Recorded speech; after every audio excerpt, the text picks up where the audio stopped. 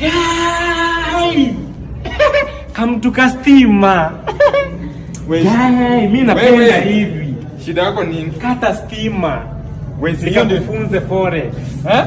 Mimi napenda giza. Giza ya nini? Kata stima twende. Wapi? Si kwangu nikakufunze forex. Wache kuhangaisha watu.